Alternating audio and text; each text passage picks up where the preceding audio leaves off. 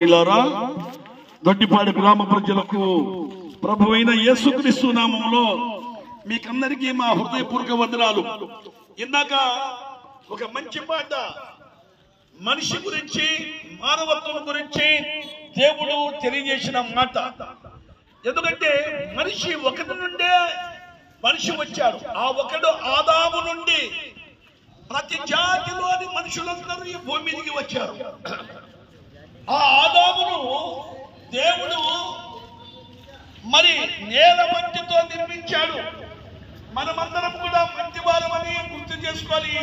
ఈ ఉదయకాలం మనిషి అనుకుంటున్నాడు నేను ఏదోలే ఒక మరి 1000 సంవత్సరాలు బతుకుతాను, 100 సంవత్సరాలు ఉండిపోతాను అన్న ఒక ఆకాంక్షతో మనిషి చంపేస్తున్నాడు, మనిషి అన్యాయం చేస్తున్నాడు, మనిషి మరి మోసం చేసి తాను బ్రతకడానికి కోసము తాను తన జీవితము తన బిడ్డలను తన కుమారులను మంచి మరి ఒక అగ్రస్థానంలో ఉంచడానికి మనిషి చేయకున్న ప్రయత్నాలు ఏమీ లేవండి. అన్ని ప్రయత్నాలు చేస్తున్నాడు మానవుడు. ఎన్ని ప్రయత్నాలు చేస్తున్నాడంటే ఇష్టాచారమైన జీవితం జీవిస్తానికి మనిషి మరి చేయరాని పాపము చేస్తున్నాడు. ఆ మొదటి మానవుడైన ఆదాము కూడా దేవుడు అనుగ్రహించిన ఏదేదో తోటలో మంచిగా పెట్టాడు. దేవుడు వృక్ష ఫలాలు తిను, బాగా ఉండు, నాతో నీవు రోజు మాట్లాడుతూ ఉండని దేవుడు ఆయన చెప్తే మరి దేవుని మాట వినలేదు. సైతాననగా దయ్యం మాటనే విన్నాడు. ఇది నిజమా అని చెప్పిన తర్వాత మీరు దేవదూతల వలె ఉంటారు, దేవతల వలె ఉంటారు, ఈ పండు తింటే అని పండుని ఇచ్చి మోసం చేసింది. పండును చూపించి మోసం చేసి మరణాన్ని తెచ్చింది. ఆ మొదటి మానవుడు ఆత్మీయంగా చనిపోయాడు, శరీరంగా జీవించాడు. ఆ ఒకనిలో నుండి వచ్చిన ప్రతి జాతి మనుషులం మనం. ఇది ఎవరికి తెలియదు. ఇది దివ్య గ్రంథమైన పరిశుద్ధ గ్రంథం బైబిల్ తెలియజేస్తుంది. ఏదనగా మరి ఆ ఒకటి నుండే ప్రతి జాతి మనుషులు.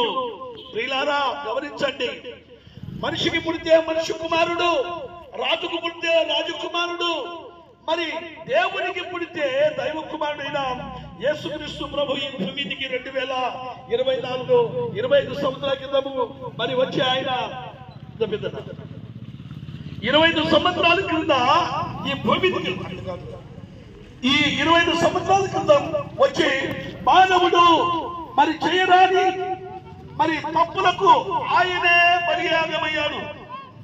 ఆ యేసుక్రీస్తు ప్రభు ఈ భూమి మీద సర్వమానవాది కోసం పాప రక్షణ కలుగజేయడానికి మరి పాప రక్షణ కలుగజేయడానికి మానవులందరి కొరకు ఆయన బలియాగం కావడానికి ఈ భూమి మీద 2025 సంవత్సరాల క్రితం వచ్చాడు. ప్రియులారా ఒకసారి మనం ఆలోచించినట్టయితే మనం ఈ భూమి మీద ఉంటామా? మనం కట్టుకున్న నేడల బిడ్డలు ఉంటాయా? మనము కని పెంచిన మన పిల్లలు మనతో వస్తారా? భార్య పిల్లలు వస్తారంటే ఎవరూ రారు. మనం చనిపోగానే సాగరంపుతారు కానీ మరలా తిరిగి చూడరు. ఓ సోదరులారా, మరి ఏమయ్యా నీవేం చెప్పడానికి వచ్చామని మీరు చెప్పచ్చు. దయగల దేవుడండి, మన కొరకు ప్రాణం పెట్టాడు శిలువ రాణి మీద. మన కొరకు రక్తము కార్చి మరణించి సమాధి చేయబడిన ప్రభు అయిన యేసుక్రీస్తు ఈ భూమి మీద వచ్చి శ్రమిస్తున్నాడు. నేనే మార్గమును, నేనే సత్యమును, నేనే జీవమును.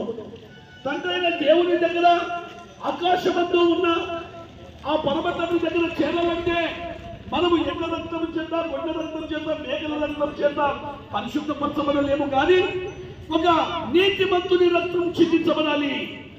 నీతిమంతుడనగా పరిశుద్ధుడు, పవిత్రుడు, పాపము లేనివాడు, శాపము లేనివాడు అట్టి మనుష్యుడు మరి ఆయన మరణించాలి.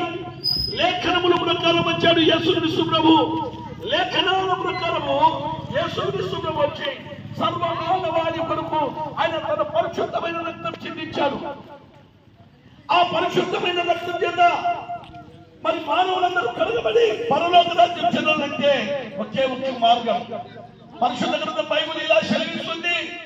తిమోతికి రాసిన మొదటి పత్రిక 1వ అధ్యాయం 15వ వచనంలో పాపులకు క్రీస్తు యేసులోకమునకు వచ్చెను.